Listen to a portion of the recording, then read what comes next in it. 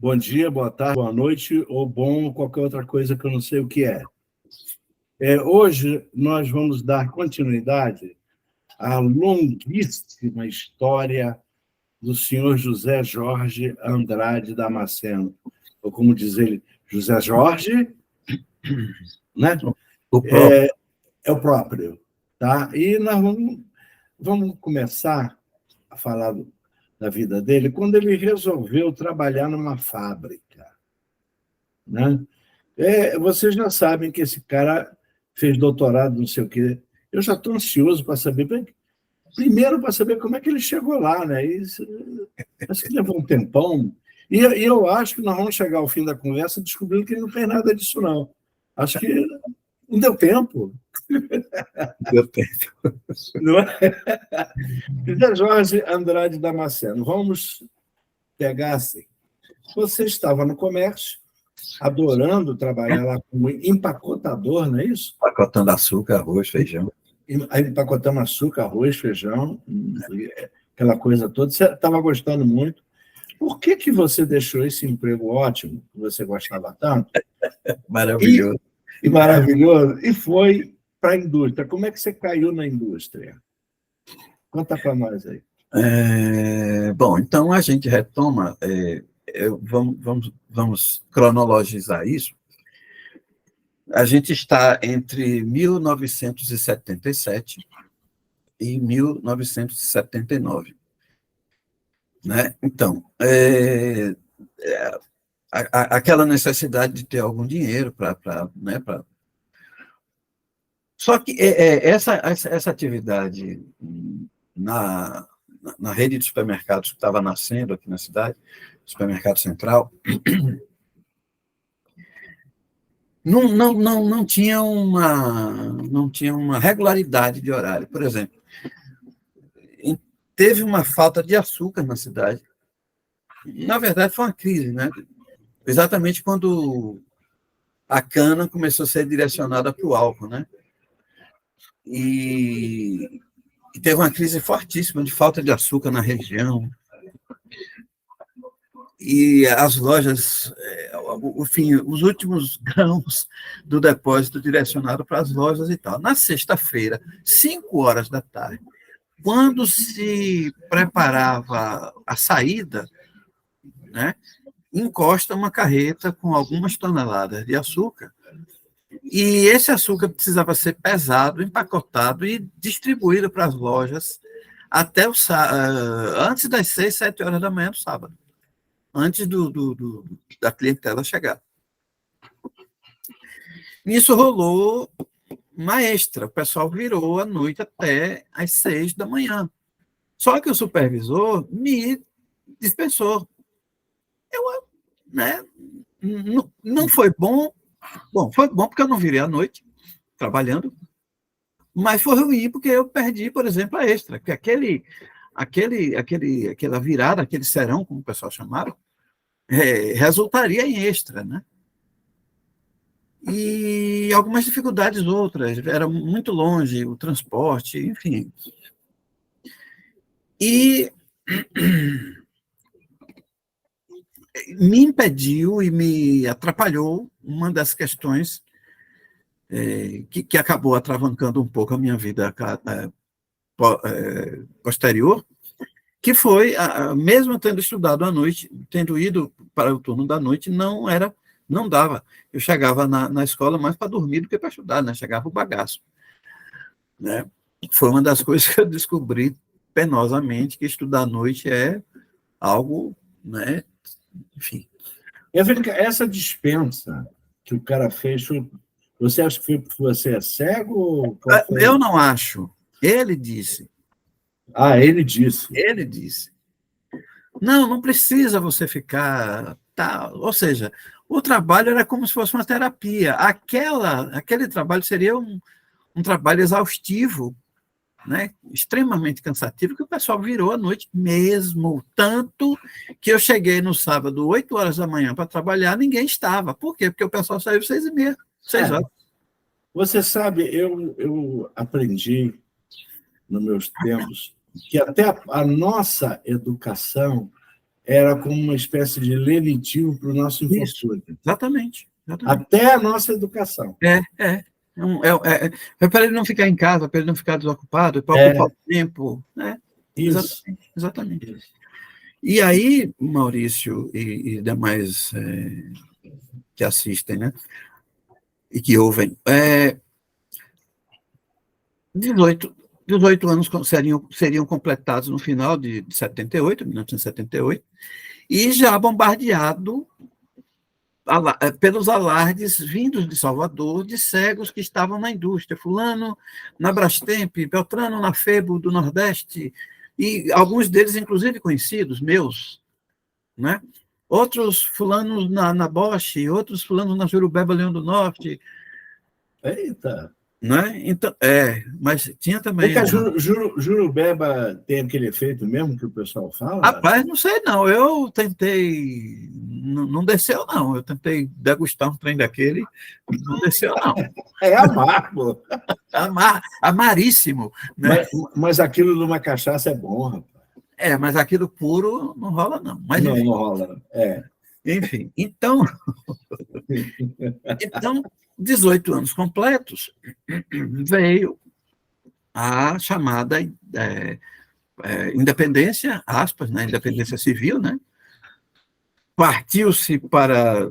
Peraí, me diga, Cancún, você trabalhou, você está querendo me dizer que, de alguma maneira, você trabalhou como empacotador, trabalho infantil, clandestino? Clandestino, não tinha nada, só tinha...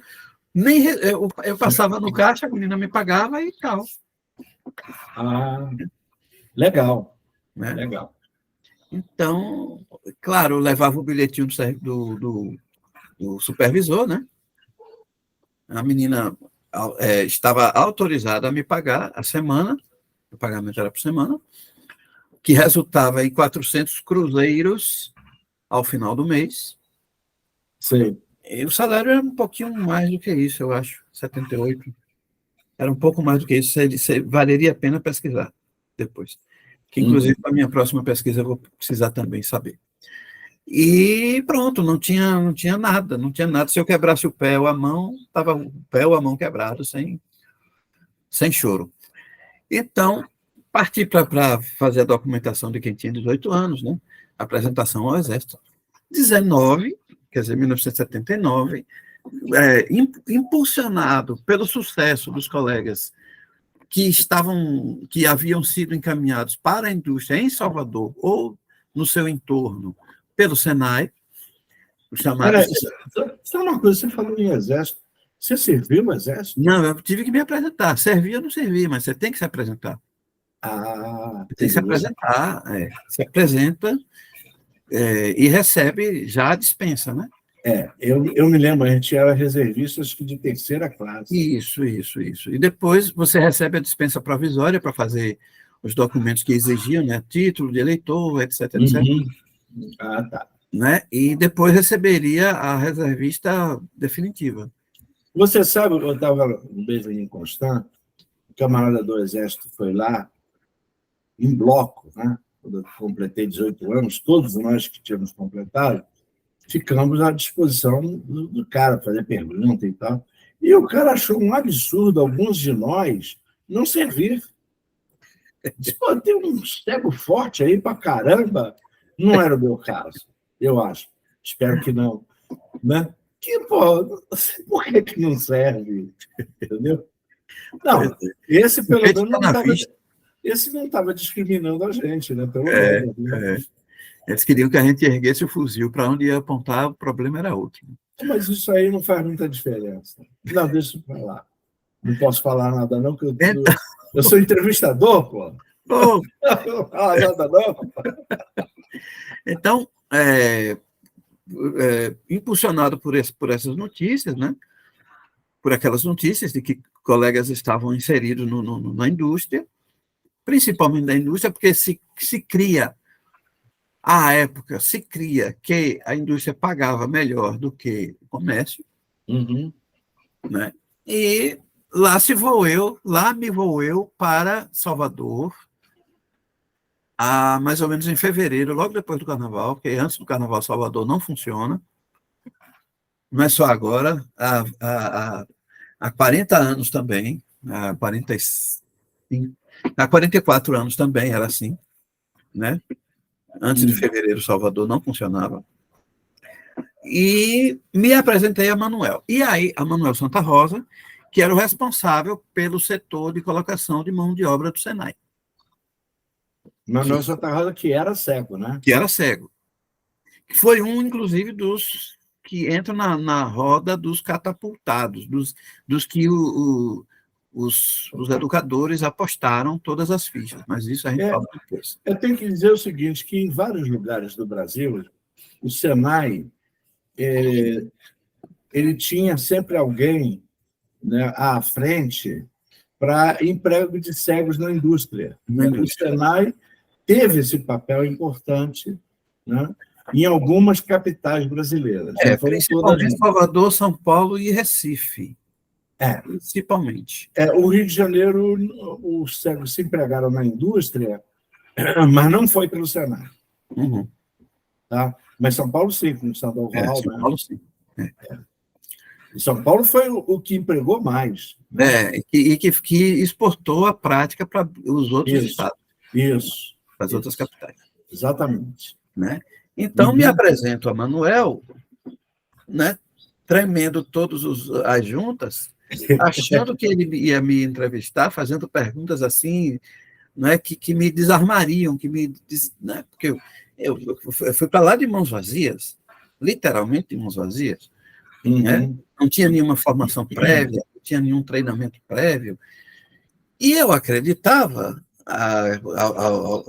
que este treinamento e que esta formação o Senai me daria, para que, depois disso, eu fosse inserido no processo produtivo.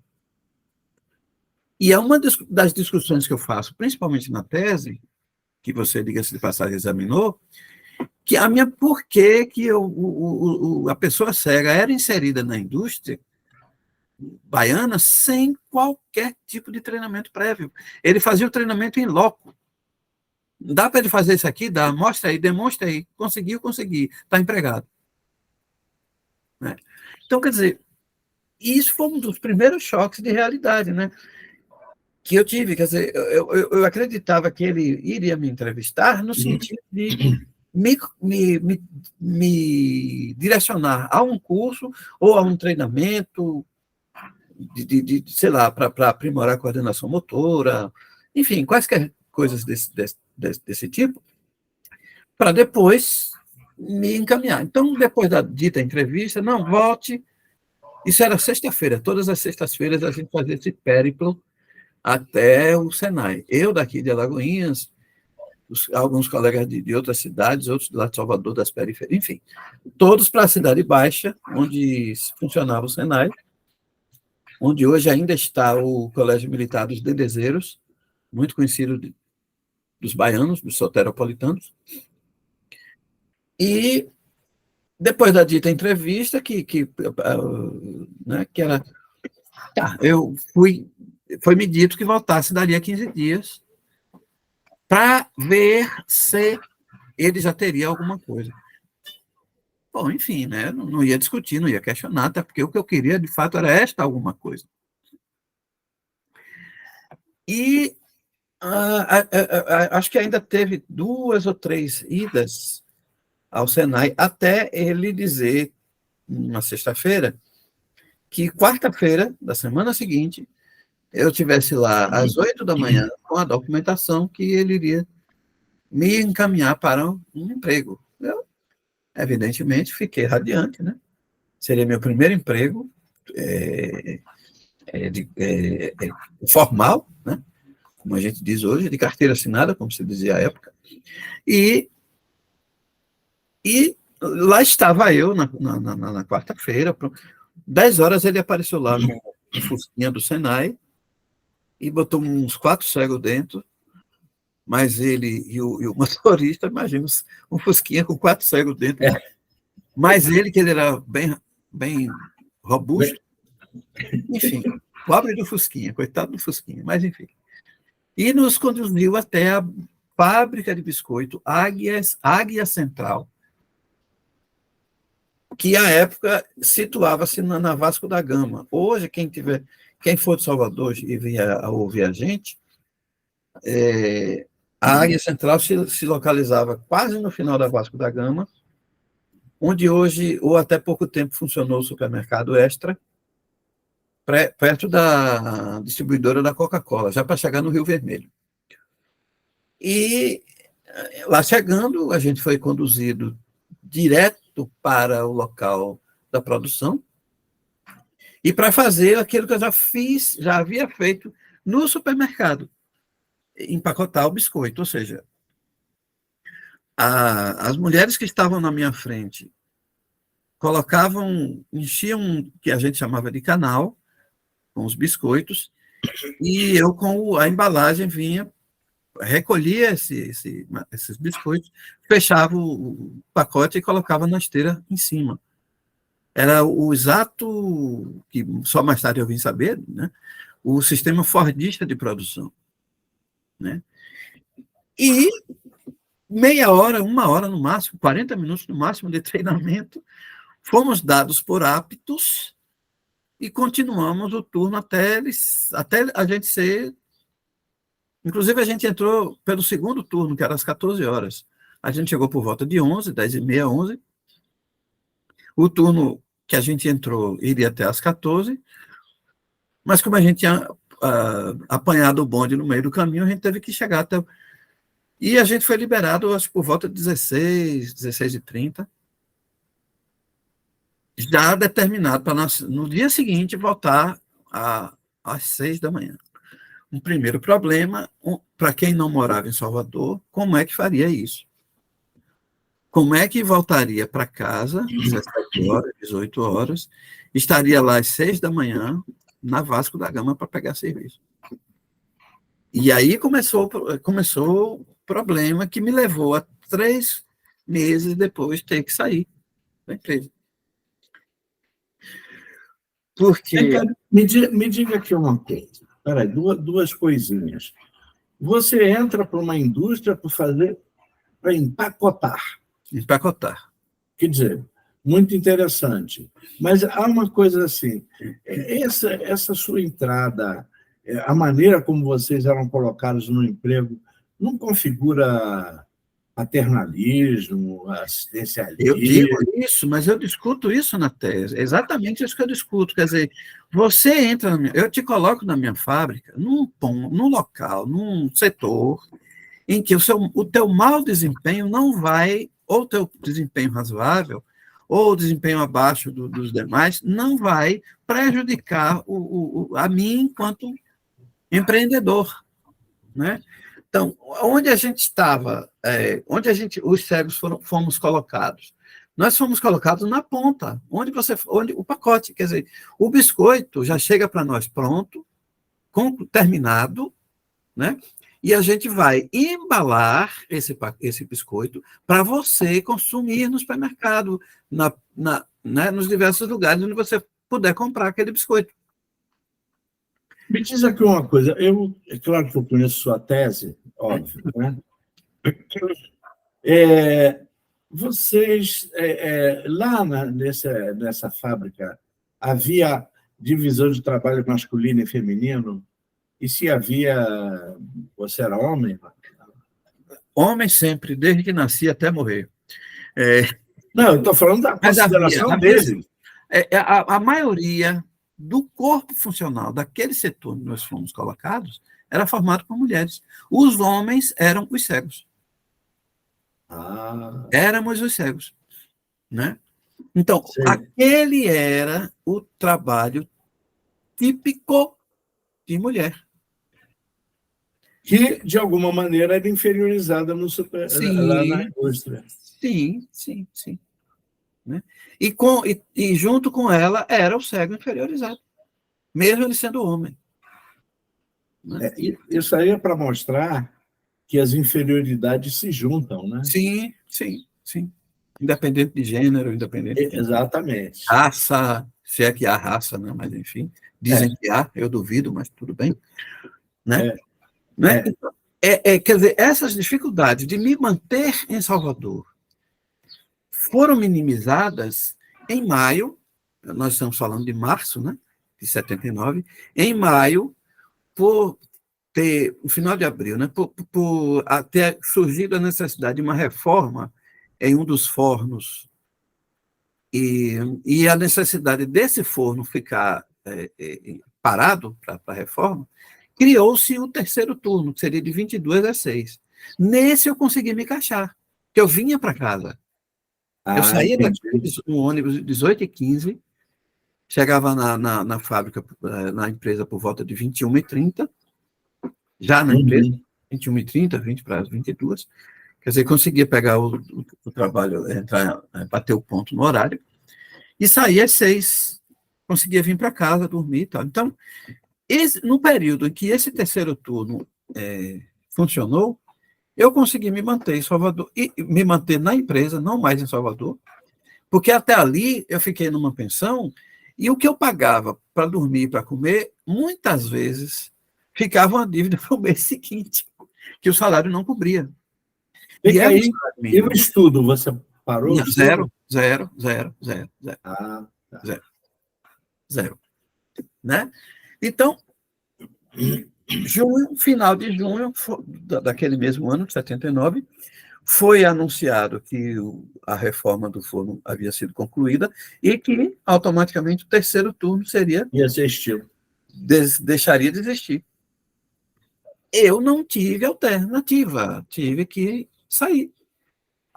Ainda fui para o Senai, avisei a Manuel, não sei o quê, e ele ficou de encontrar uma outra alternativa, uma outra colocação. E naquela época não tinha jeito, tinha que ser em Salvador? Tinha que ser em Salvador, por causa por causa do perfil do emprego, que era destinado aos cegos, que era basicamente um perfil industrial. Embora que essa indústria que eu estou me referindo, a chamada indústria de alimentos, de pastifícios, era, diga-se de passagem, o maior desaguadouro naquela altura, que também há de se considerar, Maurício, que nós já estamos no segundo momento da crise iniciada em 74, né? A crise econômica mundial, iniciada em 74, e que em 79 tem um segundo repique, né? E que já refletia nas indústrias brasileiras e nessas indústrias de beneficiamento, que era o maior desaguadouro de mão de obra de cegos. Bosch, Brastemp, enfim, aquela Consul, né? Aquela indústria um pouquinho mais elaborada, já estava em crise. Já não estava mais recebendo cegos. Então, eles estavam tentando manter os que já se encontravam lá. Ou seja, eles tiveram que diminuir bastante a capacidade ociosa. Sim, sim. Quer dizer, veja bem, pode ser que eu esteja cometendo um erro, mas eu estou vinculando o emprego dos cegos à capacidade ociosa da empresa. Sim, exatamente. Exatamente, porque aqueles empregos dados às mulheres, aos cegos e aos analfabetos, a crise solapa esses empregos. A crise econômica solapa esses empregos, porque eles são obrigados a se adequar, por exemplo, botando maquinário mais eficiente. Né? A maquinaria poupadora de mão de obra, ela é... Inclusive, os textos do Benjamin Curriata e o do Thomas... meu Deus, como é o nome do outro? Eita! Oxe, esqueci o nome do cara. Eles estão trabalhando já com essas alterações no perfil da industrialização mundial. Então, o Fordismo começa a perder força para o toyotismo, para o... sei. Né? Né? E o processo de robotização começa a se acelerar, exatamente para você economizar na mão de obra. Né? Então, explica o seguinte, qual é a diferença, rapidamente, entre esse negócio de Fordismo e toyotismo? O Fordismo, você tem aquela produção em série, independentemente da demanda. Então, em 79, você produz 200 mil Fuscas. Por conta da crise, talvez essa demanda fosse só de 120. Então, você que se vire com seus 80 mil Fuscas que estão no estoque. Certo? Certo. Claro certo. que para o industrial, para o capitalismo, isso é um prejuízo enorme. Pior do que você vender pouco é você ter que manter o estoque. Né? Qual é a lógica do toyotismo? Bem simplificadamente. Produzir apenas de acordo com a demanda. São 100 mil Fuscas, a gente só produz 100 mil Fuscas. Né? Mas com isso, por exemplo, quando eu pedisse um Fusca, ele demoraria mais a chegar às minhas mãos, no caso, né? Porque aí a eles demanda iam trabalhar de acordo com o que eu pedisse. Isso. E aí você já tem um exemplo que a gente teve, foi em 86, né, com as pessoas pagando ágil para comprar carro. Então, você queria um Passat, você entrava numa fila para comprar um Passat. Para você passar na minha frente na fila, você adiantava alguma grana. Isso, 86 a 90, isso foi muito comum. Daí é o funcionamento dos consórcios, né? Sim, exatamente. Exatamente. Então, e aí o maquinário e a outra diferença do toyotismo para o Fordismo é que o Fordismo, o maquinário é fixo. O toyotismo, o maquinário é o mesmo, só que o ferramental desse maquinário é que você altera, de acordo com a necessidade. E a Águia Central já tinha um pouco isso, por exemplo. Ela utilizava a mesma bancada para descer o Biscoito Maria, que é redondo, o biscoito maisena, que é comprido, e o biscoito creme cracker, que é quadrado. O que ele alterava era o corredorzinho por onde esses respectivos biscoitos desciam. Entendi. A maquinária era a mesma, mas aí você vai adicionar a ela... Você vai... Como a nossa linguagem da informática, né? Você vai reconfigurar. Né, E a mesma coisa os canais onde a gente botava os plásticos, os sacos para o empacotamento. Então, eram 2 canais de Maria redondinhos, aí troca, bota... Então, a Águia Central já operava um pouco mais nessa perspectiva de aproveitar a mesma base, mas utilizar ferramentais diferentes. Então, com a crise... O biscoito desse Águia era gostoso? O biscoito era bom? Como é, Maurício? O biscoito era bom? Era. O biscoito Águia Central era muito bom. Agora, eles tinham bons concorrentes em Salvador na época, por exemplo. Né? Eles tinham Fortaleza, eles tinham o Biscoito América. Eu lembro bem desses 3. Vocês podiam comer alguma coisa? Operavam em Salvador. E todos eles recebiam cegos nos seus... E vocês podiam comer alguma coisa do biscoito? Não podia levar. Não podia sair da empresa com eles, mas podia comer. Então, em junho, final de junho, início de julho, eu tive que sair, porque o salário não era suficiente para eu voltar a morar em pensão em Salvador. E pronto, estaca zero. Fico na expectativa da nova proposta do Senai, e o Senai me apresenta uma nova proposta em dezembro, porém com as mesmíssimas condições, ou seja, salário mínimo, tendo que morar em pensão em Salvador. Ou seja, inviável. Mas aí eu dei prosseguimento, porque eu precisava do trabalho, porque eu precisava da grana, teria que dar um jeito de alguma forma. E aí caí na ingenuidade de um menino de quase 19 anos, com pouquíssima malícia, que eu acho que nem foi de maldade que fizeram, mas enfim. Mas o bestão aqui caiu na seguinte esparrela. Foi ao encontro do responsável, de Manuel, meados de dezembro, 20 de dezembro, talvez. Aí ele disse, 31 de dezembro, esteja na FAGIP com toda a sua documentação. 31 de dezembro? 31 de dezembro. Não é que o Nossa. bestão aqui foi para a Foi? FAGIP. Foi. Claro. Chegou lá, quem é que ele encontrou? O pessoal da portaria, o pessoal da manutenção. E todos sabostinha, viu? Todos se achando. Eu vim aqui porque a Senai, meu senhor, não tem ninguém aqui da administração, não.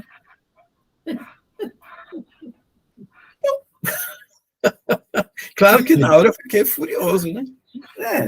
Né? Eu tô rindo hoje. Depois.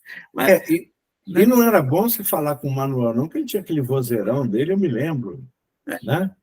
Pois é, mas no dia 31, nem com o Manuel eu conseguiria falar, né? Não, pois é. Nem com ele eu conseguiria falar. Então, repare, e aí eu tive, sim, nesse meio de campo, nesse meio de caminho, teve uma decisão tomada aqui em casa que minha mãe cismou que iria comigo para Salvador, que a gente ficaria na casa de uma prima dela, uma parenta dela, o que, em tese, viabilizaria a minha atuação na FAGIP. Essa FAGIP era fábrica de tecidos, tá? Que também era, como o Manuel costumava dizer, parceira no sentido de empregar cegos. Né? Mas aí já estamos no começo de 1980. Finalzinho de 79. Mãe, não, a gente vai, que não sei o quê. Mãe, não, eu arranjo trabalho lá em cozinha dos outros, não sei o quê. Mas... Resultado, desce a gente de Malicuia, saco e bagagem, no dia 31, para casa dessa parente. De lá, eu me dirijo à FAGIP, tomo esse nó, tomo esse baile, né? E volto fulo, furioso, cabisbaixo, sem saber o que fazer. O lugar, para quem conhece Salvador, talvez alguém dos nossos futuros ouvintes possa ser de Salvador, o lugar onde a gente iria ficar era um lugar da periferia, na região chamada Pirajá. O local era um morro onde, do lado, se você caísse um estrada, sei lá, de 2, 3 metros, talvez, tivesse muito isso, de largura, e se você escorregasse e caísse para o lado esquerdo, você caía em cima das casas, ou da fábrica de colchões Pira Espuma, se escorregasse do outro lado, caía no espinhadeiro, ninguém... Então, e tinha que descer para a pista, para lá, esperar algum ônibus, enfim, eu só posso achar o seguinte, que o lugar era assim, não venha aqui, Pirajá. Ou pira no mesmo instante. Ou pira agora. Então, noite de passagem de ano, de 31 para 1º de dezembro, para 1º de janeiro.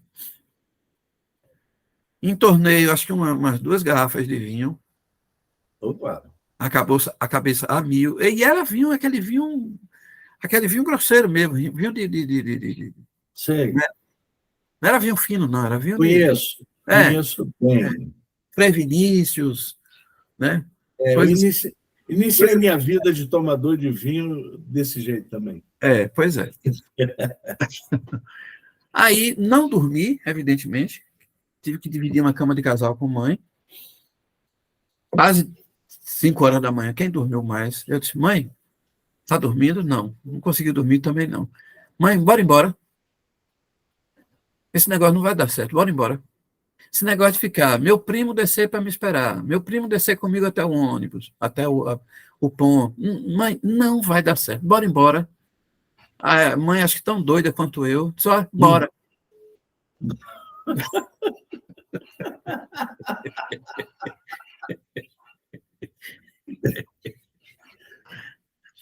Uma da tarde, a gente já estava aqui. E aí, Maurício, qual é o pulo do gato?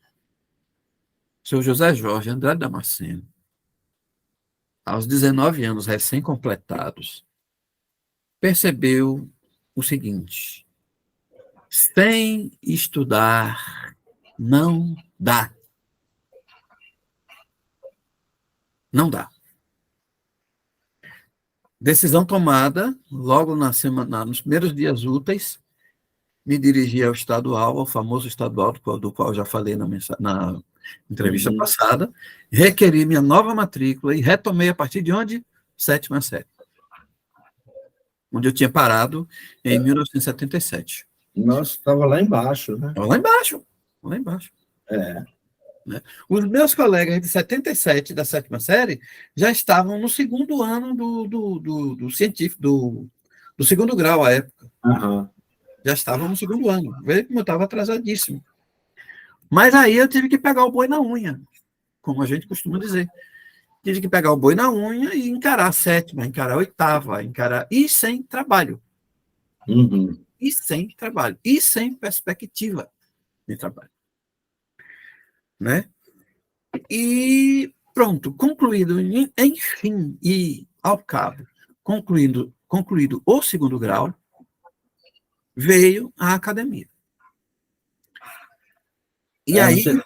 Quer dizer, então você estudou direto, aí você direto. não trabalhou, ficou às custas da sua mãe. Às custas do cabelo à cueca, da sandália, não é? Ao chifre. Certo. Isso. Certo. Da sandália pata a pata, ao pente, enfim. Então, assim, um detalhe muito importante para a academia. Até a inscrição do vestibular foi pago por outrem.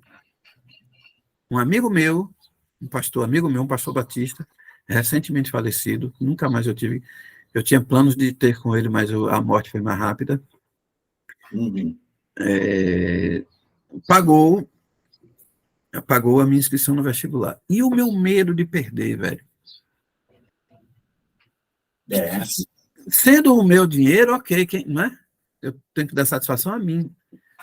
Mas alguém apostou em mim, então isso dá um nó que você não queira saber. Né? Então, estudei, me dediquei, mas, você sabe, a gente tem uma formação educacional parca, né? Não necessariamente por ser escola pública, mas pelos acessos mesmo que a gente tem a material de leitura, material de formação. Então, tinha que driblar uma série de deficiências. Tive a ajuda de uma grande amiga minha também, já falecida, que me deu aulas de português, aula de gramática, aula de ortografia, aula a professora Edna Garcia, minha grande amiga, minha professora, conheci e me tornei amigo, e ela se tornou minha amiga. A partir da sala de aula, ela foi minha professora. Né? E, dado ao meu desempenho, ao meu interesse, ela se interessou por mim também e me deu assim, um apoio imprescindível, né? E extremamente valioso. Então, assim, não foi também um caminho que já... Uma das características da minha vida pessoal, e acho que boa parte das pessoas cegas tem enfrentado isso, é que o nosso caminho, a gente é que tem que pavimentar. As picadas na mata é a gente que tem que abrir. Eu fui o primeiro a entrar numa escola, primeiro cego a entrar numa escola regular. Eu fui o primeiro cego a entrar na faculdade aqui na cidade. Então, quer dizer, na verdade, a pavimentação da estrada, a força do braço foi a minha, não teve jeito. É verdade que tive pessoas como essas duas que eu citei, o pastor José da Silva, a professora Edna Garcia, alguns amigos, alguns colegas, mas que deram apoio, como dizia meu orientador, muitas vezes apoio moral, vá, você consegue, vá lá, você, né? O famoso apoio moral. Alguns apoios efetivos também, mas a força do braço teve que ser a minha. Né? Tem o Estado, que me fornece a escola, que me fornece a máquina de datilografia Braille, que me fornece o gravador, que me fornece a Olivetti Lettera 32. Eu tive uma. Mas é só. É só. Agora me diga, então, você passou logo de cara no vestibular, logo no primeiro vestibular? Passei logo de primeira. Depois você foi fazer... Que curso você fez? A faculdade era Faculdade de Formação de Professores de Alagoinhas, FFPA, e o curso era a primeira turma de licenciatura em História. Coitado. E adivinha, à noite. À noite. Ah.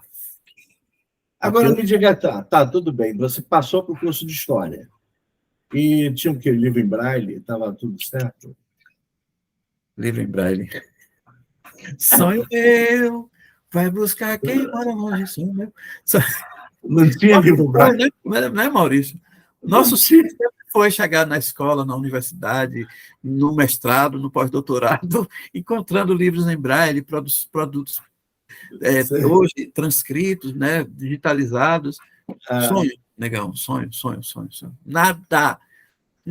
Os meus professores, tinha uma professora de antiga, ela era muito interessada, ela perguntava assim, como é que eu faço para brailar seus textos? Esse termo eu também já encontrei, brailar. E nós até passamos a usar para corresponder, né? Pois é. Mas eu já ouvi coisa pior. Como é que eu traduzo em braille? Traduzo, exato, já ouvi também. Já ouvi também. Você sabe francês? Eu não sei, mas por que não? Porque isso aí é em francês, né? Antes cesse. Então, veja, não, Maurício. Você sabe, uma vez eu tive uma professora na graduação, eu fiz Ciências Sociais. E eu tinha um hábito, eu escrevia minha prova em braille e depois eu lia para os professores. Eles aceitavam que eu fizesse isso. Eu fazia isso com matemática. Aí eu entreguei minha prova, era professora de antropologia cultural. Eu entreguei minha prova para ela, aí ela disse, não, então a gente lê a prova outro dia. E nada da mulher, nada. Ela não aparecia com a minha prova de jeito nenhum. Eu comecei a pensar, coisa, que diabo dessa mulher não quer me mostrar. Um mês depois, ela chega para mim e diz, eu vou te dar 9, porque você foi muito desleixado no seu braille. Tome o que você queria. Eu estava escrevendo para mim. Pois é. Aí, ela transcreveu. Não, o que ela fez foi... Não, ela fez pior. Ela tinha um amigo espírita que ensinou braille a ela. Ela aprendeu braille. Ela aprendeu braille. E corrigiu minha prova. Eu fiquei espantado, eu chorei na frente dela. É de chorar mesmo. É de chorar, não é? É. Fantástica ela. Professora Maria Helena, de Antropologia Cultural, na antiga UEG, do Estado da Guanabara. Estado da Guanabara. Pronto, chega da minha vida. Pois é, então, mas eu passei por situações semelhantes. No caso do segundo do curso de licenciatura em História, o primeiro semestre eu só consegui integralizar 2 disciplinas, 2. Uma foi essa de antiga, na força do ódio, como se diz, porque se eu perdesse aquele, ia perder a chamada, como é que chama, meu Deus? Oxe, que infelizmente até tiraram agora. Ai. O alemão está te visitando legal, hein, já. Tá chegando. Porque se eu perdesse antiga, eu não poderia fazer medieval. Pronto. Entendi. Tem pré-requisito. Pré-requisito, o próprio. Isso. Então, eu fiz um esforço hercúleo, copiei texto na mão, na reglete. Né? Quem não sabe o que é reglete, está vendo aqui uma regletinha, uma grade, né? Aqui é só a grade, está faltando a mesa, mas tudo bem. Né? Uma E o reglete. punção? E o punção? O punção, cadê ele? Punção, vem cá, meu filho. Apareça aqui, pelo amor de Deus. Né? Aqui, achei. Olha lá, ó, regletinha, pá.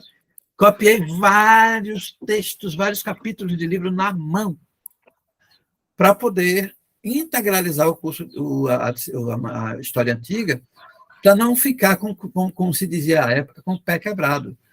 Porque aí você quebrando, você perdendo a antiga, você só ia fazer um ano depois. Uhum. E aí o curso estava todo estrupiado, né? Todo destruído. E a outra matéria que eu consegui integralizar foi de língua portuguesa. Esta, eu desconfio, porque ela fez a prova toda em hora, a professora era a patroa da minha mãe. Pronto. Opa. Gostava muito dela, eu gostava também dela, a professora Lígia Freire. Eu desconfio que a professora deu uma mãozinha, né? Uhum. Para não dizer as mãos. Então, essas duas matérias eu consegui integralizar. As outras eu tive que perder por falta, ou, enfim. Porque eu não consegui produzir. E o que me surpreendeu foi, eu faço 10 matérias em um ano, que era no ensino segundo grau, né? Você faz 10 matérias em um ano. História, geografia, né? Português, mas não consigo fazer 6 matérias em um semestre. Né? Filosofia, sociologia, metodologia do ensino da pesquisa, história antiga, língua portuguesa, introdução à história. Essas 6 matérias, eu perdi 4, porque eu não consegui integralizar, porque eu não consegui construir material, produzir material, nem acesso a material. As copistas voluntárias de Salvador, tão decantadas em prosa e verso, que produzia, que ajudava, recorri a elas, entreguei material. Jerusa, que você conhece, que era a presidente, né?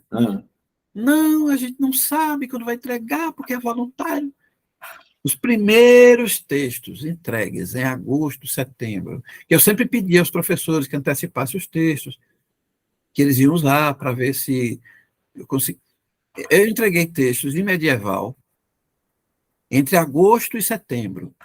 Os primeiros textos de introdução à história eu comecei a receber em agosto do ano seguinte. Muito bem transcritos, braille perfeito, né? Mas com apenas um ano de atraso. Ou seja, né? Com apenas um ano de atraso. Nem precisa dizer que aquele semestre, segundo semestre de 1986, eu tranquei o curso com a perspectiva de largar. Outubro de 86, no final de outubro de 86, eu estava na cidade de São Paulo com o curso trancado, não foi nem o semestre, foi o curso trancado, procurando emprego em São Paulo. Por pouco, eu não assumi a CURT, ou o CURT, né, que é o laboratório, o CURT seria de 21 às 5 da manhã. Por que eu não assumi? Porque naquele ano de 86, o nosso glorioso José Sarney promoveu um recadastramento geral dos eleitores. Né? Além de promover o plano cruzado, né? Além do plano cruzado. Isso. Né? E eu havia feito esse recadastramento, que era obrigatório, só que eu fui para São Paulo sem ter tido... sem ter recebido ainda um novo título. Evidentemente que eu não poderia nem me apresentar para pleitear a vaga. Né? E aí eu tive que voltar. E aí, lógico, tive que rever de novo, rever meus conceitos e reafirmar. Sem estudar, não dá. Não dá. Né? E Ou seja, o curso que seria para se integralizar em 4 anos, graças aos meus percalços e a 2 greves, que uma delas a gente perdeu o semestre, né? Curso iniciado em 1986, em março, foi concluído em colação de grau em agosto de 1991. 7 anos. Praticamente, né? É. 87, 10, 5 7, anos. 9, 10, 5 anos. É. 5 anos e meio, na verdade. Foi uma perda pequena. Uma perda pequena, mas que eu fiquei o tempo todo angustiado, porque eu não sei se você se lembra, até a gloriosa Constituição Cidadã, o serviço público só aceitava ingressantes até os 30. Você lembra disso? 35. Dependendo da categoria. Quando se você completasse 36 anos, você não podia entrar. Não podia entrar, mas eu não sei porquê, mas eu vi 30. Eu sei que isso me angustiava, me angustiava, o curso não chegava, era greve, era matéria que eu não conseguia dar conta do material. Isso me dava uma angústia que você não queira nem saber. Você tinha até 95 para entrar no serviço público. Pois é. Mas aí a Constituição de 88 acabou com esse... Acabou. Quebrou isso e me deu uma certa tranquilidade. Bom, estou formado, 91, ok. E daí?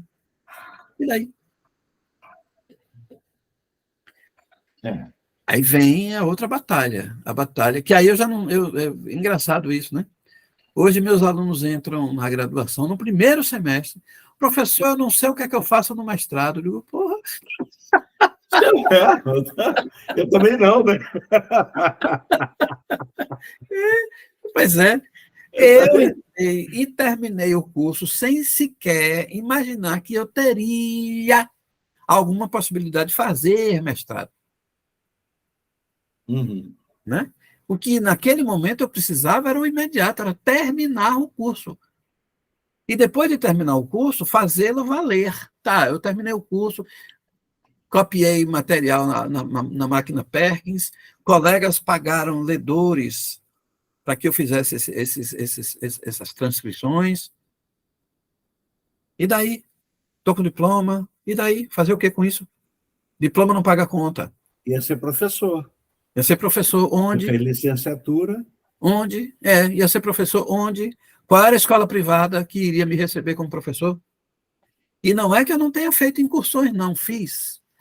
Escrevi, aí os meninos da... Escrevi 2 crônicas no ano passado. Sobre esse período, os reveses de um professor recém-formado. Acho que é mais ou menos isso. Escrevi 2 crônicas no ano passado, no blog, sobre isso. Né? Então, quer dizer, fiz incursões em escolas privadas, e o discurso foi sempre esse. Se a gente contratar o senhor, professor... Não, primeiro é o discurso vazio, né? O senhor é competente? Como, se você nunca me viu atuando? Como é que você sabe que eu sou competente? Mas, enfim, Pois é. Né?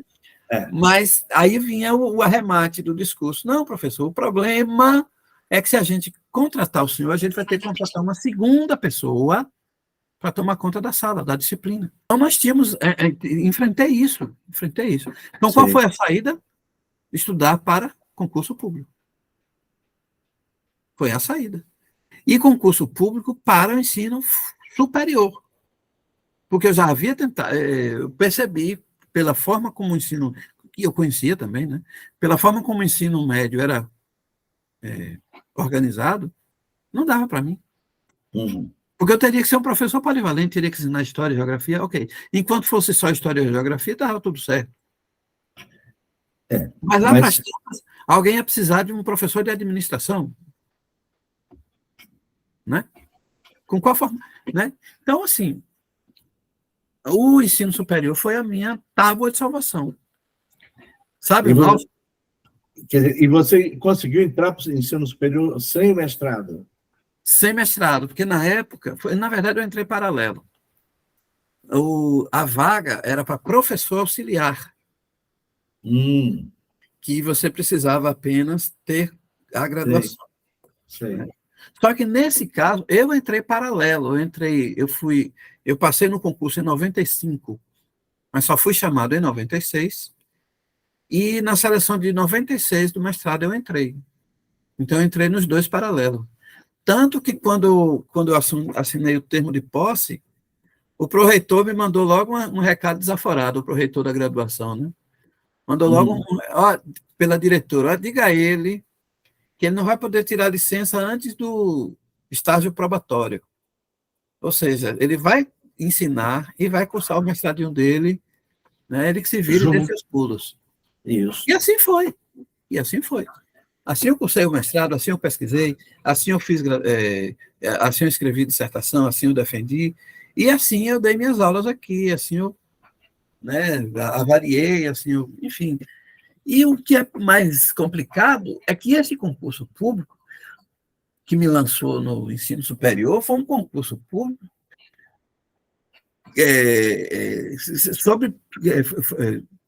feito sem qualquer experiência anterior de sala de aula, a não ser a do estágio, né? A do estágio supervisionado. Fora essa experiência, não tive nenhuma outra, nem escola privada, e, evidentemente, exceto algumas substituições que eu fiz de uma colega minha numa escola municipal aqui, que ela foi ciceronear um grupo de alemães, e para não faltar as aulas, ela me pagou para eu substituí-la. Na quinta série, pensa aí. Quinta série, quinta, sexta série. Né? Mas fora essas duas experiências muito, muito rápidas, não tive qualquer outra. Então, a falta de experiência também foi o fator desencadeador das reprovações anteriores. Que eu fiz outros concursos antes do que eu fui aprovado em 95. 93, 94, 95 foram os anos que eu fiz todos os concursos que pude. Né? Mas sempre para o magistério, claro. Né? Sempre para o magistério, sim. Agora tá, me diga aqui uma coisa. Aí você concluiu o mestrado e aí melhorou a tua função como professor da UNEB? Melhora porque aí você vai fazendo a chamada promoção na carreira, né? Aí eu passo de professor auxiliar para professor assistente. Né? E a disciplina? Você não, a disciplina permaneceu a mesma. Aí é outro nó, né? A disciplina permaneceu a mesma. Eu sou professor de América desde o dia que entrei até hoje. Ah, tá. Isso é um hábito. Esporadicamente, na falta de vai tu mesmo, né? É que me delegavam, me destinavam outra disciplina para eu lecionar. Alguma licença de professor, de colega, que não tinha quem cobrisse. Aí lá ia o Coringa, né? Mas é porque eu não tenho jeito, já que eu não tenho outro, só tem tu, então vai tu mesmo. Aí você conclui o mestrado e você faz logo o doutorado em seguida? Não, pancada de novo. Eu concluo o mestrado em 98, quando eu conheço Vossa Senhoria, 99, acho. Tomei contato com o seu projeto, inclusive. Muito bom. Rapaz, você nunca mais vai fazer um projeto daquele, não, viu? Nunca mais. Nunca mais.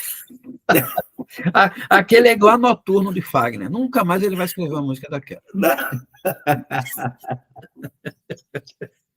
Entendeu? Bom, pelo menos eu estou recebendo um elogio aqui, né, em público, né, pelo meu projeto. Talvez a única coisa boa que eu tenha feito, né? Quem sabe? Mas foi o suficiente para entrar para o doutorado também. Né? Tanto que até hoje, inclusive, nem sei se eu te disse, até hoje eu uso esse projeto, aquele. Como é que chama aquilo? Aquela frase que você usa lá, se dar a conhecer e tal. Eu uso no pós-doc, eu usei no projeto do pós-doc. É fera, rapaz, é fera. Obrigado. Então, veja, a partir de 2000, aí eu tomo contato com o seu projeto, Marilza me coloca em contato com você, depois eu acho que foi você mesmo que me enviou o projeto. Foi. Eu fiz o projeto em 2000, né? Eu dei entrada no doutorado, eu entrei para o doutorado em 2000, então eu mandei o projeto já no final de 99. Isso, exatamente. Isso. Exatamente. Então, a partir de 2000, negão, só pau, pau, pau. Porque, veja só, e aí que está, nós, Maurício, e eu não sei se você tem essa mesma percepção, o estudar do cego é um estudar muito solitário. Ele não tem, bom, eu pelo menos, né, por causa também da minha realidade social e tal. A gente não tem muito com quem dividir. Então, as minhas feituras de projeto foi erro e acerto. As velhas tentativas, erro e acerto, erro e acerto. Uhum. Né? Então, o primeiro projeto, que foi aquele que eu cheguei de supetão na casa de vocês, porque o Correio simplesmente devolveu, né? Eu tive que pegar um Varig correndo, um VASP, escarreirado e levar o projeto para... Né? Porque senão não seria... Aquele primeiro projeto tomou 7, e a entrevista, o entrevistado tomou pau. Aí o entrevistado fica perguntando, onde foi que errei? Né? Pronto. E não tem, quem é que eu tinha? Tinha você, com quem dividia essas questões, e talvez ninguém mais. E nós tínhamos a diferença de tempo, né? Você trabalhando com o século XIX. Ah, sim. Né? E eu trabalhando com o século XX, quer dizer, uma série de mas nem então, a bibliografia apoiava muito. Exatamente. Então, ou seja, pau em 2001, pau em 2002, pau em 2003. Aí, eu tive que fazer algumas gestões que eu não estava à vontade para fazer. Foi quando você me colocou em contato com Marta o que hoje? Marta Abreu, né? E ela leu o projeto, né? Ela fez críticas assim bem contundentes, bem firmes. Ela não aliviou, que era exatamente o que eu precisava. Ela disse, isso aqui, aquela vozinha dela. Isso aqui é viável. Isso aqui é tranquilo. Digo, vixe. Ela fez isso com o seu projeto, ela fez isso com a minha tese toda. Pois é. E aí, não sei se foi ela mesma quem me coloca em contato com Denise Hollenberg. Isso eu não me lembro. Eu também não lembro. Não, acho que não foi, não. Acho que não foi ela. Não sei, alguém me colocou. Acho que você pegou a lista. Pode ter sido, acho que foi isso mesmo. Na verdade, eu já conhecia Denise Hollenberg do livro dela. Uhum. Aquele livro que ela lançou... Outra história do Brasil, uma coisa assim. Não, é o livro que foi a tese do... Meu Deus, memória... Isso já era. Já era. Peraí. Eu também esqueci qual é.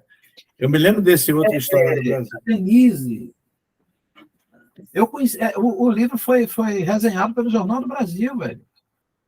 Em 99, eu tenho esse texto guardado até hoje. Uhum. Que é um livro, um texto sobre história oral, memória da ditadura. Exílios e Radares? Isso. Entre raízes e radares. Isso. Entre raízes e radares. Então, eu já conhecia a obra e a resenha e tal. E aí, não sei como, não me lembro como, certo é que e ela esteve na banca, foi isso, ela esteve na última banca que eu tinha tomado pau. Eu vi a lista, só que o pau foi tão bem dado que nem para a entrevista eu fui. Certo? Uhum. Aí eu fiz contato por e-mail com ela, ela me respondeu, e eu pedi a ela, perguntei se ela poderia ler o projeto, já que ela havia sido... Ela imediatamente também deu botou os pilares nos lugares. Uhum. Né? E aí sim, aquele projeto de 2005, de 2004, que vocês assistiram lá a entrevista, o resultado e tal, aquele foi feito a partir das observações, das experiências anteriores, logicamente, das observações de Denise e de Marta. Uhum. De Marta. Então, daí o êxito, em 2004, finalmente, ter sido aprovado para a turma de 2005. Na Federal Fluminense. Federal Fluminense, que, aliás, foi uma universidade que eu persegui. Eu disse a um colega, um ex-aluno meu hoje. Gente, a gente faz doutorado ou mestrado onde for melhor. E eu persegui a UF. Eu tomei pau na UFBA 2 vezes, mas a minha não me incomodou. O que me incomodava era tomar pau na UF. Porque a UF foi a minha perseguição. Quando eu vi que a UF... por pouco eu não fui aluno orientado por Zé Carlos Sebe Bomerim. Mas a política da USP é diferente, né? A vaga é do professor. Eu mandei meu projeto para ele, ele disse que gostou, mas ele não tinha vaga. Só teria vaga dali a 2 anos. Na UF, na nossa época, você entrava, a vaga era sua e você ia atrás de quem te orientasse. Isso, exatamente. Eu ainda entrei assim. Embora que eu já entrei apalavrado com o Denise. Uhum. Mas oficialmente não. Oficialmente não. Uhum. Então, veja, eu persegui a UF. Eu queria a UF, exatamente pela posição que o programa da UF ocupava. E uma coisa que me chamou a atenção, nesses anos todos que eu perdi na UF, a UF não repetiu uma única banca. Não repetiu uma única banca. Perdi 2000, perdi 2001, 2002, 2003, 2004. 2004 eu passei. Essas 5, não teve uma banca repetida, nessas 5 oportunidades. Uhum. Então, isso demonstra a qualidade do corpo docente do programa, né? O programa é pesado. E foi isso que eu persegui o tempo inteiro. Uhum. Bom, vamos começar a marchar para o final. O final não significa que a gente vai terminar agora, tá? Eu queria algumas considerações suas. A primeira é a seguinte: eu pego a sua tese de doutorado e encontro uma dedicatória a Deus. Você literalmente dedica a sua tese a Deus. Por quê? Porque o Deus eterno é a razão do meu ser. Eu sou crente. Fui um tempo batista, mas hoje eu estou, como se diz hoje, o jargão que se diz hoje, eu sou desigrejado. Que eu não tenho muita paciência para rituais e tal. Estou sem paciência para... Eu acho que eu estou sem paciência até para mim mesmo. Uhum. Mas eu sou crente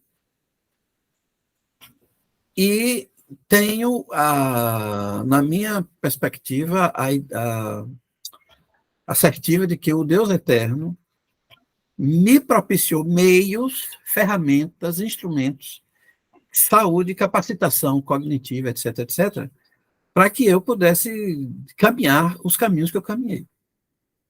Agora, eu tive uma aluna que me fez uma pergunta e eu vou fazer a pergunta dela para você. O curso de História não é um curso propício a abalar a sua fé? Não. Muito ao contrário. Eu lembro que, na graduação ainda, eu fiz uma carta de afastamento da Assembleia de Deus.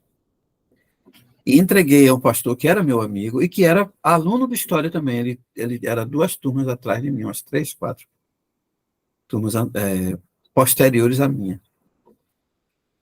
E aí, a gente conversando na minha sala, porque eu ganhei uma sala para estudar, né, para guardar minhas tralhas, para fazer minhas transcrições e tal. Aí, a gente conversando, ele virou para mim e disse assim: o seu curso de História lhe fez descrer de Deus? Aí eu devolvi a pergunta para ele. José, pastor José Santana, um grande amigo, José. Tá, José, vou lhe devolver a pergunta. Você está em que semestre? Não, eu estou no 6º, no 5º, sei lá.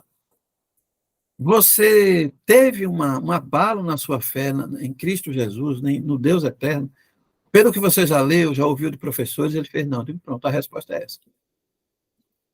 A resposta é essa. Agora, é curioso o seguinte, como eu conheço você, eu posso fazer essa pergunta.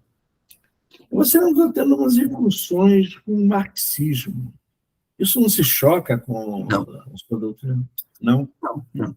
Não, porque o marxismo que eu uso, os vieses marxistas que eu uso, não estão na base da filosofia que dizem ser de Marx, do ateísmo, não sei o quê. O que eu uso do marxismo é aquilo que eu posso aplicar nos meus estudos, na minha pesquisa. Em história, ou em sociologia, em sociedade, né? Porque você sabe muito bem que a história do cego a gente não consegue fazer ou pesquisar ou pensar na história do cego sem pensar na história da sociedade onde o cego está inserido. Né? E essa incursão, muitas vezes, a gente só consegue fazer a partir do marxismo. Quer dizer, então você não encontra nenhum choque. Não. Eu vou lembrar aqui um grande historiador francês, Michel de Certeau.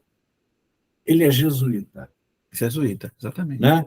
E ele, eu não conheço essa obra traduzida para o português, sobre misticismo. Quer dizer, ele tem uma contribuição para a história muito grande, né?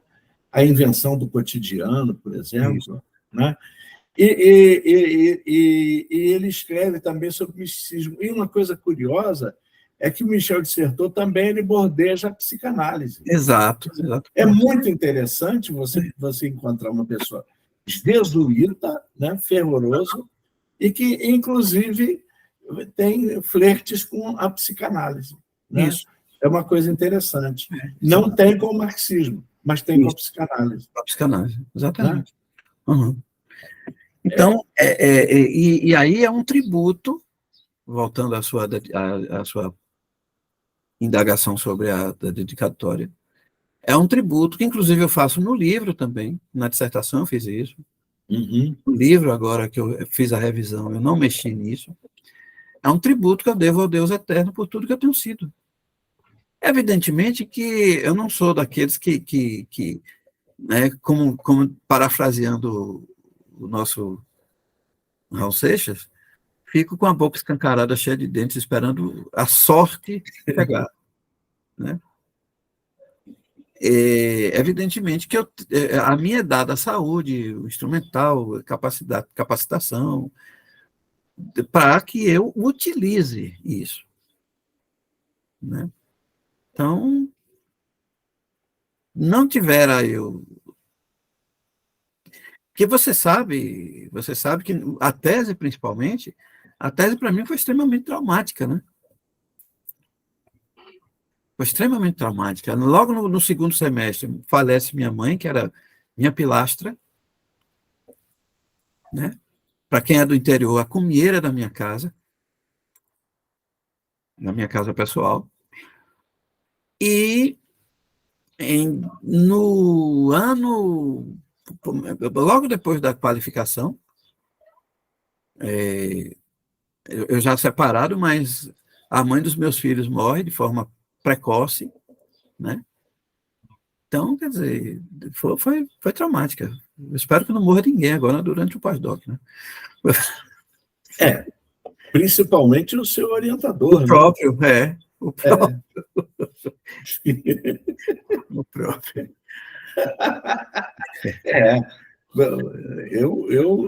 Eu sou seu amigo, mas eu fico com o pé atrás, né? Eu tenho que ficar. Tranquilo aqui, né?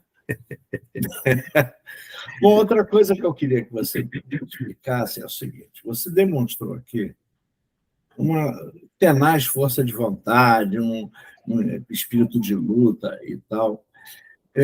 Você acredita ao indivíduo essa possibilidade? Quer dizer, ou seja, essa discussão de que as pessoas não vencem, que o sistema tem a ver, é balela, que é o indivíduo que é o centro de tudo. Como é que é a sua compreensão disso? Que você venceu, você demonstrou aqui para nós, nessas duas sessões, que você venceu individualmente, né? Como é que você coloca essa questão? Veja, tem uns... Bom, primeiro que o indivíduo ele tem o seu ser, né? O seu ser intransferível, etc, etc. Mas ele está inserido num corpo social, né? Então, de qualquer modo, mesmo ele sendo exitoso em determinadas áreas da vida, principalmente no nosso caso da vida profissional, embora o empenho seja dele, tenha sido dele, a disposição tenha sido dele, mas o corpo social ajuda e atrapalha, né? O corpo social, por exemplo, a pessoa cega, ela, na minha concepção, e aí também há muitas controvérsias, né? Mas na minha concepção, ela é talhada para ser esmolé, como diria meu amigo falecido Humberto, tocador de qualquer instrumento, menestrel, né? Vendedor de quaisquer bugigangas. Quando ele sai desse script, é sujeito à caridade e o amparo privado, ou público ou privado. Então, quando ele sai desse script, até batem palmas para ele. Mas sabe ele os interstícios que tem que desconstruir. Nós comentamos há pouco sobre a minha permanência como professor de uma única disciplina desde de 96, quando eu entro. Não é à toa. Não é à toa. Eles não me queriam lá. Me engolem porque eu passei num concurso público. Já que passei, não tenho que engolir, esse cara tem que atuar, eu não vou pagar ele para ficar de perna para cima. Né? Mas ele vai atuar dentro desse limite aqui. Então, a sociedade, ela tem sim os seus impedimentos. O meu atual diretor, por exemplo, não me suporta, aí é vice-versa, né? Mas tudo bem. Mas por quê? Porque ele acha que eu estou no lugar que não deveria estar. E não é ele, pessoa. É ele, como é que a gente chama? Coletividade. Como é que chama? Ele, sociedade. Ele, ser social. Eu nunca esqueço, Maurício, acho que eu já te contei isso. Eu nunca esqueço que no velho e glorioso Baneb, o Banco do Estado da Bahia, quando existia, antes de ser tragado pelo Bradesco, né? Era onde o funcionário público recebia seus proventos. Eles gostam de chamar de provento, né? Palavra bonita. Uhum. E estava eu lá na fila, sempre me recusei a tais filas especiais, porque ou já que é para um atendimento especial, atende logo. O negócio de ficar em fila.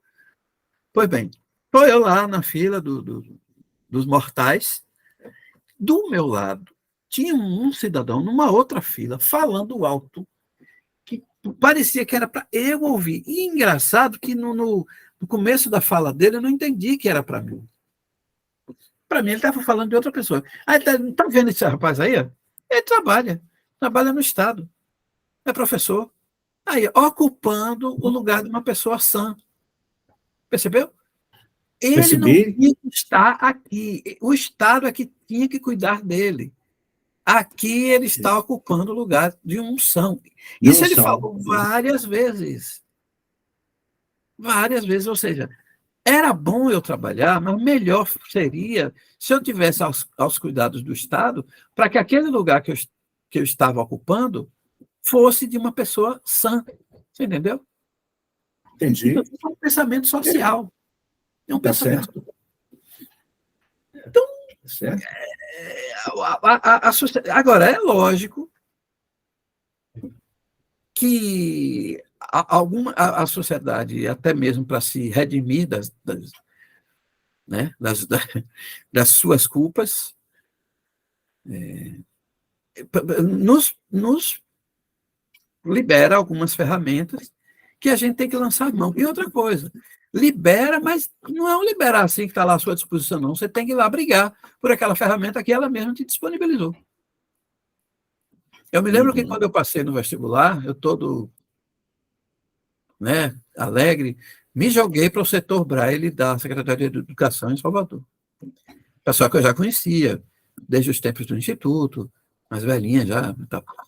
Aí chegou a professora Silvia e a professora Catarina, estavam lá e tal. Aí eu todo, né, com os dentes abertos, como dizia a minha mãe, dizendo a elas que passei no vestibular, que ia fazer história, que não sei o quê.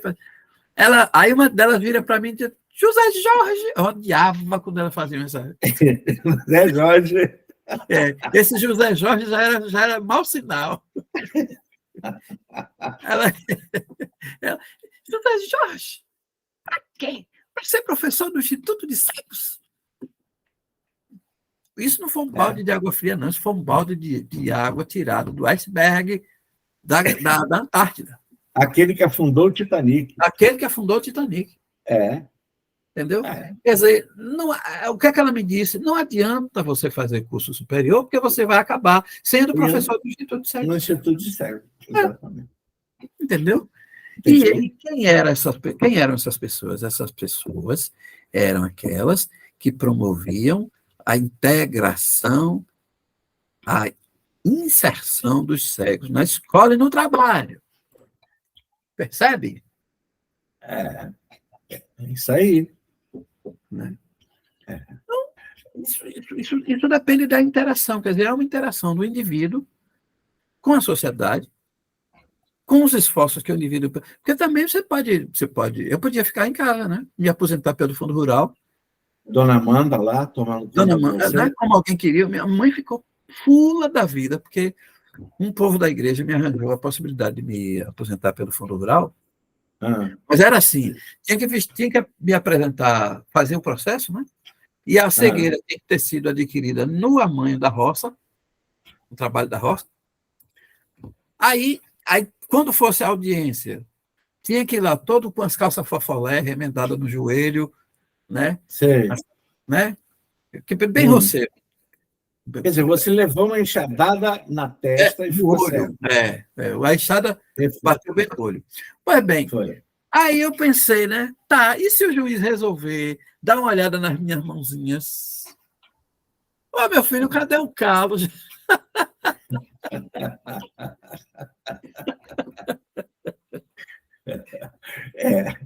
Eu pulei fora, velho, caí fora, mas não quis nem saber. Mãe ficou fula da vida, claro. Eu compreendi a posição dela, porque eu já estou para morrer, e se eu morrer? E quem vai me... Sabe? Então, quer dizer, mas eu entendi, mas essa eu não quis engolir, não, essa eu pulei fora. Então, podia... Essa esmola você não pegou? Não, essa não. Dessa eu corri. É certo. José Jorge, eu acho que nós vamos ser obrigados a encerrar. Pois. O José Jorge. Mas você ia fazer uma outra consideração, viu? Mas, enfim. Mas já o tempo já foi. Não. Qual era a outra consideração? Não me lembro, então, porque o alemão também está batendo nas portas. Não, o pior é que ele também chegou por aqui. Mas eu lembro que era essa questão. Não, eram duas. Uma eu não disse que ia perguntar e outra eu disse para você que era essa. Exato. Entendeu? Entendeu? Aí eu queria que você se despedisse. Se eu quiser dizer para se despedir, entendeu? Se eu te convidar, tu volta? Hoje estou pronto, estou na área. Se derrubar é pênalti, com grandes chances de ser convertido em gol. Né? Pode ser. Né? Aliás, eu tenho que anunciar que você vai voltar várias vezes, porque no nosso bate-papo aqui, você é apto a falar, para explicar para nós o que é ser cego, né? Supõe-se que você saiba o que é isso, e a questão da história e literatura, porque na história da América você trabalha com literatura. Isso. Né? Então, você estará aqui conosco várias vezes, mais, né? Então, essa não é uma despedida eterna. Né? Pelo menos por enquanto. Não, assim, um pedido que o seu amigo faz. Não morra antes da gente encerrar esse ciclo. Tá? Pois. É, Dá um recado para a mulher da foice aí, para ela não aparecer por esses dias por aqui. Tá bom. Ok, Então, Maurício. Agradeço pela chance de fazer essas colocações. Eu acho que uma coisa que a gente foi bombardeado o tempo inteiro, eu acho que era essa a pergunta que você ia fazer. Uma coisa que a gente foi bombardeado o tempo inteiro é que se um cego foi exitoso, todos o serão, independentemente da sua personalidade. E aí, aquela política que eu te falei, quer dizer, quantos manuéis havia no Instituto de Cegos nos anos 60, e alguns dos meus entrevistados, inclusive, comentam isso, e só o Manuel Santa Rosa foi entendido como capaz de conduzir aquele setor de colocação de mão de obra do Senai. Ou seja, eu aposto em Maurício, né? Aposto todas as fichas, eu forneço para ele todas as condições. Mas tem outros Maurícios que eu acho que não vai para lugar nenhum. Nesse eu não invisto. Então, na educação e na formação do cego, nós temos muito isso. Nós temos muito isso. Ainda bem que os institutos acabaram, com exceção do IBC, mas os institutos tinham muito isso. Quer dizer, eu, diretor, ou eu, coordenador, ou você, sei lá, supervisor, a, a,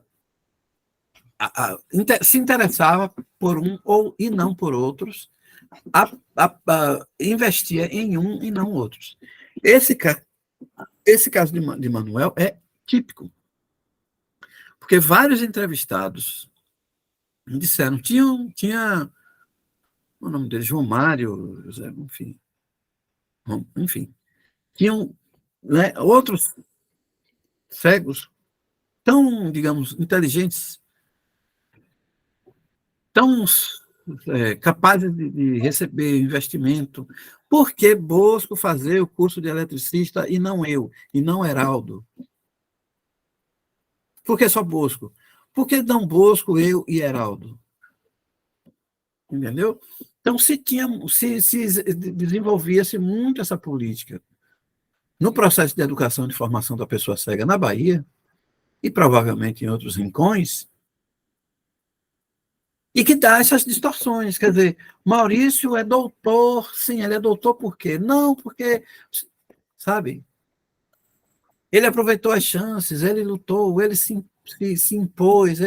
Então, existem diversas possibilidades que fazem com que esse ou aquele indivíduo cego se faça exitoso nas suas empreitadas.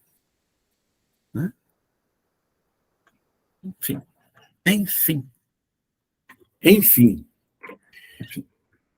Não fico ao dispor para a próxima, ou para as próximas. Se depois de ouvir ficou algum furo no processo explicativo, pode voltar a perguntar, que a gente retoma e conclui e completa. Então, pessoas, eu quero agradecer imensamente o nosso bate-papo. Tá? Outros papos como esse virão, não sei se estão bons, espero que sim. Tá? Conversar com meu amigo Jorge Damasceno é bom, de vez eu já fui a Lagoinha, e nós ficamos uns 3 dias lá batendo papo. Né? Aí eu pensei assim, bom, meu amigo José Jorge vai ser o primeiro a dar início à nossa série, né?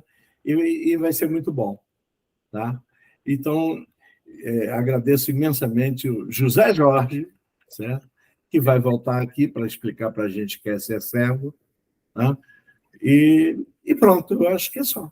Né? Eu que agradeço. Okay? Tá bom. Em Em pé. pé.